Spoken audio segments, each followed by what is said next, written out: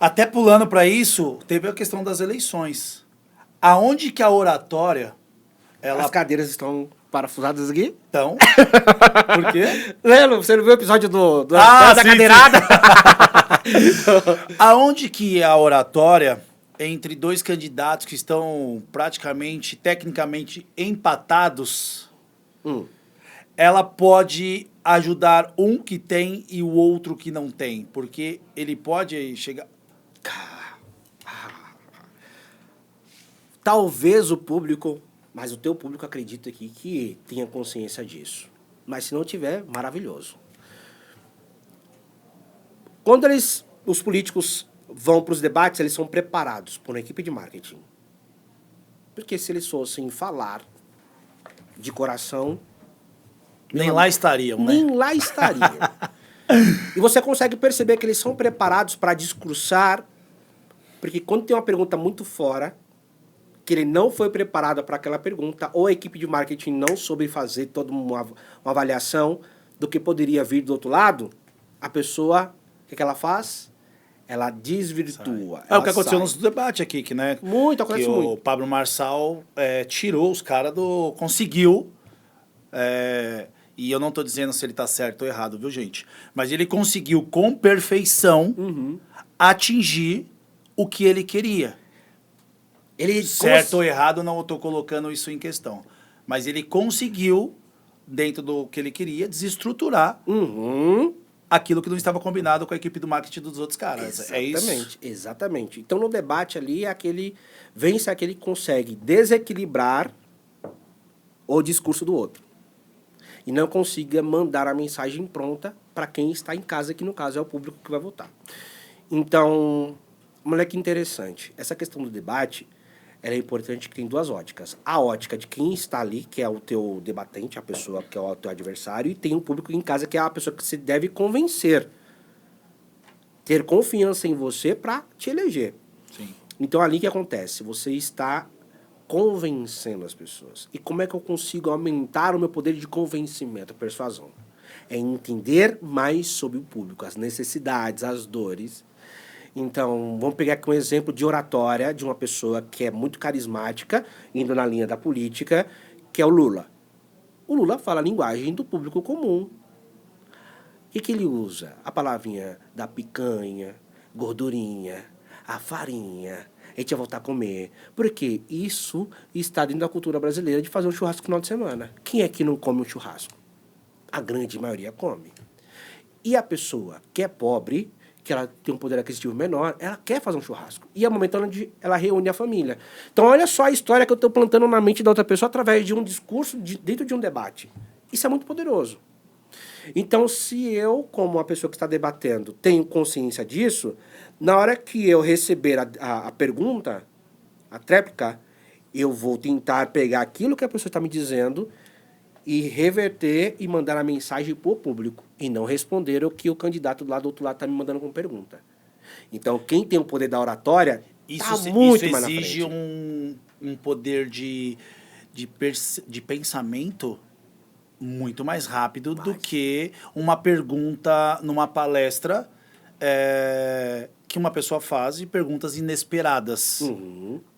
Chega a ser no mesmo nível? Sim. Porque você está lá palestrando e você abre para perguntas. Você não sabe que Só que quando você está fazendo uma palestra, eu acredito que você deva ter aproximadamente um leque de perguntas que possam vir, ou aproximadamente, não com as mesmas palavras. E vem uma pergunta totalmente fora daquilo que você estava esperando.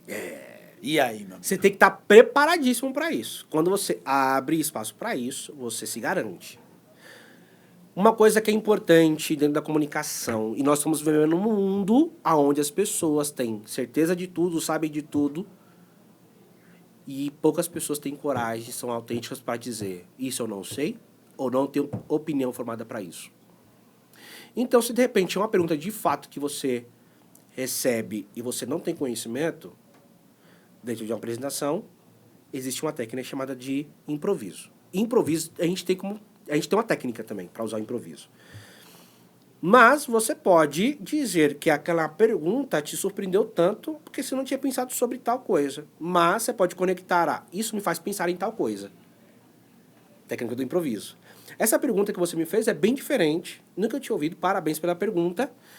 E isso me fez lembrar de tal coisa. Aí você vai para tal coisa, explica que é algo que você domina, dá o direcionamento e faz uma alusão. Eu faria uma puxando para mim. A pessoa me fizesse uma pergunta que eu não conheceria, não tivesse conhecimento. Eu ia falar assim, cara, surpreendeu a sua pergunta. Essa eu não sei, mas te prometo estudar. Pode. E vou colocar lá no meu Instagram. Então tá aqui o meu Instagram. Quem quiser, eu prometo que daqui um dia ou dois Show. eu venho. Então me sigam lá Show. que eu vou trazer essa resposta para você. Show sensacional.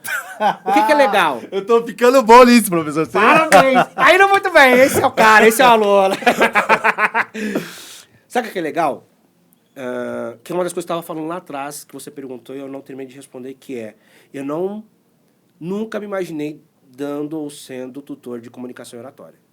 Por conta do meu histórico. Nunca.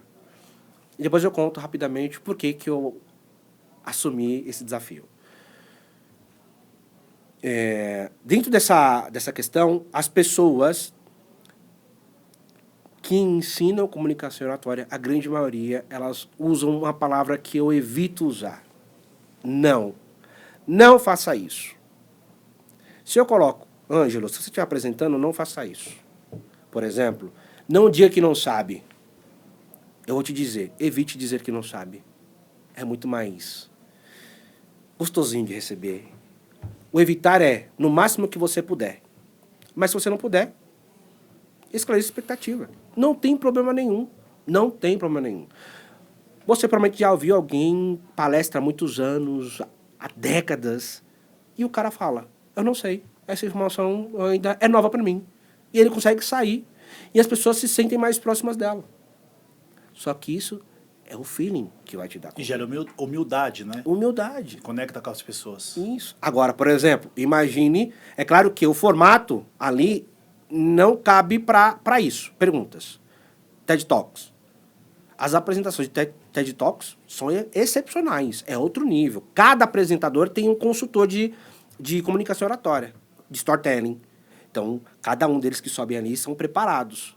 Eles são percebidos por essa pessoa.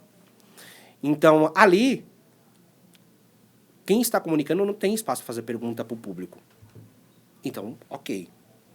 Agora, se você tem 2 horas e você pode, colocando a tua estratégia de apresentação, abrir para perguntas, esteja preparado para receber a pergunta que não é do teu domínio.